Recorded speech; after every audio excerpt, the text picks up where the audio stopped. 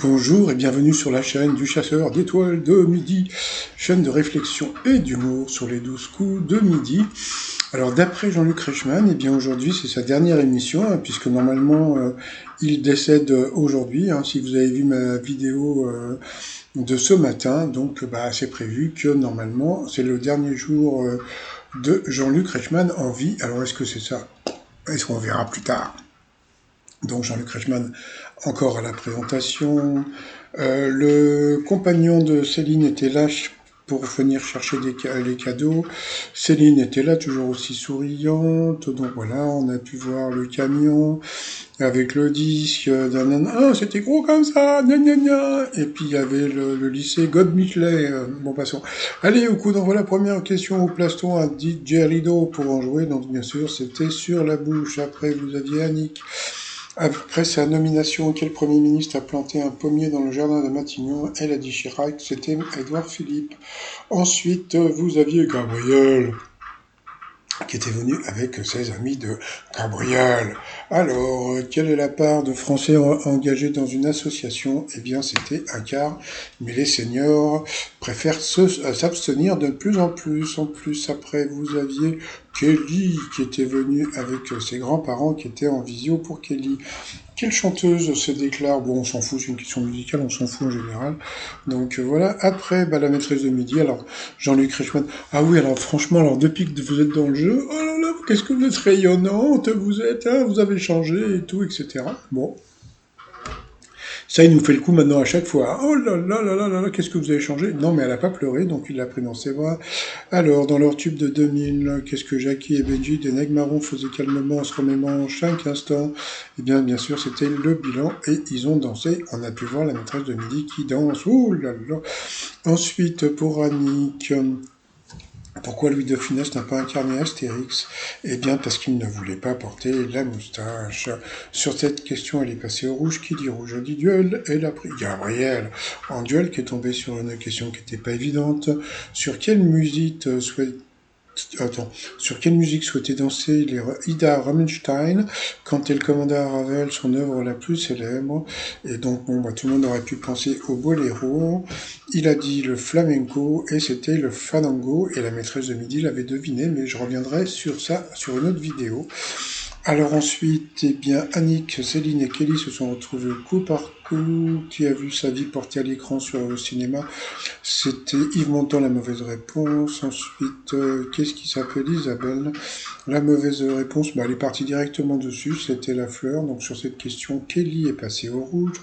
Qui dit rouge dit duel? Et elle a pris Annick en duel, qui est tombée sur une question assez simple. Si tu réfléchis un tout petit peu, quelle couleur qualifie les trous gigantesques qui aspirent même la lumière dans le cosmos? Donc bien sûr, c'était ce qu'on appelle des trous noirs.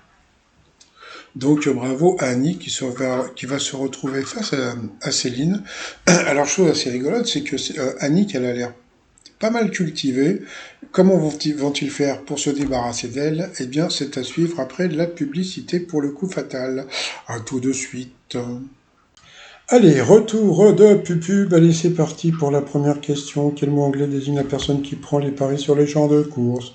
The Bookmakers, pour la Challenger. Quel gaz est contenu dans une bouteille d'eau gazeuse? Eh bien, déjà, elle a commencé à se planter sur cette question. Encore pour elle, quel professionnel peut vous demander je vous raccourcis les pattes? Donc, c'était pas un chausseur, c'était un coiffeur. Donc, elle a trouvé l'État d'Amérique centrale frontier du Nicaragua et du Panama s'appelle génial parce que franchement, ils auraient très bien pu s'arrêter à comment s'appelle l'État frontalier du Canada et du Panama. Non, non, ils ont rajouté le Costa. Donc, bien sûr, c'est le Costa Rica. Bon, passons ensuite. Qu'est-ce que nous avons eu comme question? Quel ami du capitaine Flamme est un humanoïde qui peut prendre l'apparence qu'il souhaite? Voilà, encore une question super dure pour Annick, mais on a l'habitude. Vous voyez comment ils vont faire pour l'éliminer. Après, quel établissement d'enseignement appelle-t-on la fac, la faculté? Pour la maîtresse de midi, dans quel film Catherine Deneuve et David Bowie sont-ils créatures assoiffées de temps? Ça, c'est vrai que c'était une question qui n'était pas évidente. C'était Les Prédateurs. C'est vraiment un bon film. C'était là, il y a longtemps. Quel sigle désigne, alors j'aime bien la crise de rire, quel sigle désigne le plan d'épargne logement? Plan d'épargne logement, donc bien sûr le PEL. Trop dur comme question. Après, pour Annick, dans la série Dallas, qui est le fils illégitime de Jock Ewing? Voilà encore une question super dure. Quel légume est écrasé en purée pour faire du houmous? Ça, elle aurait pu le trouver, c'était le pois chiche. Ensuite, sous quel pseudonyme Antoine Doyle signe-t-il la BD Mortel Adèle? Voilà encore une question super dure pour la candidate. Voilà. Après, sur quel élément du bilboquet le trou se trouve-t-il? Elle a dit sur le bâton, c'était directement sur la boule. Quel symbole surplombe le O et le M du logo de l'Olympique de Marseille? Là, on sentait qu'elle avait vraiment perdu les pédales. Donc pourtant, c'était assez facile, hein, mais bon, elle n'a pas le trouvé. Puis à la fin, elle a été éliminée.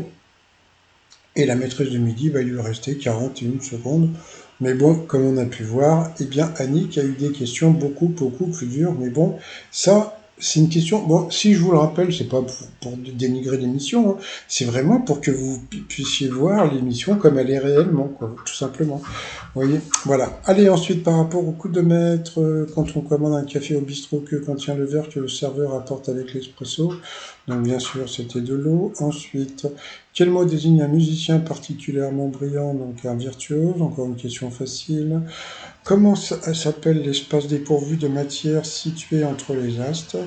Alors je crois qu'elle a dit le vide extra, je sais pas quoi. Et à ce moment-là, donc derrière, il y avait son compagnon qui hochait la tête en disant que c'était ça. Et donc lui, il a expliqué que c'était ça, et pas du tout. Donc derrière, c'était le vide incommensurable. Et puis en fin de compte, eh bien, c'était le vide sidéral. Donc coup d'arrêt pour la maîtresse de midi. Ensuite, vous avez eu la question de Robin. Alors la question de Robin, quel art martial a été fondé en 1982 par Jigoro Kano? Donc, bien sûr, c'était le judo. Ensuite, en France, quels sont les 2 mois durant lesquels on fête le plus d'anniversaires? Alors, je ne sais pas si elle est née au mois de novembre, parce qu'elle a dit l'autre, et l'autre, c'était novembre-décembre, je crois, septembre-novembre. Et en fin de compte, c'était une évidence, c'était le mois de mai et de juillet, puisque, bon, bah, si tu calcules, même moi je suis né au mois de mai, c'est parce que mon papa et ma maman, ils ont fait le golo pendant les vacances du mois d'août, et puis c'est tout. Oh, golo. Donc voilà, donc elle a gagné que 100 balles, hein, avec 2 mauvaises réponses. Voilà, donc ça lui fait 500 balles quand même, hein. Non, même pas, ça lui fait 50 balles. Eh oui, bah quand même. Donc par rapport à l'étoile mystérieuse, ça ne bouge pas, c'est toujours Léa Drucker. Voilà, comme je vous ai dit, elle sera trouvée donc maintenant. Ça va être dans 16 jours, hein, puisque c'est le 25 mai qu'elle va être trouvée. Et puis, sinon, le fait que Jean-Luc Reichmann a dit qu'il allait décéder aujourd'hui, moi à sa place, je ferais gaffe, parce que bon, en plus, il pleut à Paris.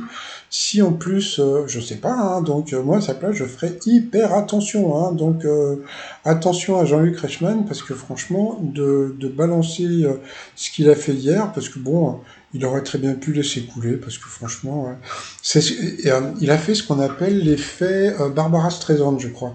C'est-à-dire que l'effet Barbara Streisand, c'est-à-dire qu'un jour, on avait critiqué Barbara Streisand, et puis bon, elle a répondu, et le fait qu'elle réponde, eh bien c'est devenu un buzz.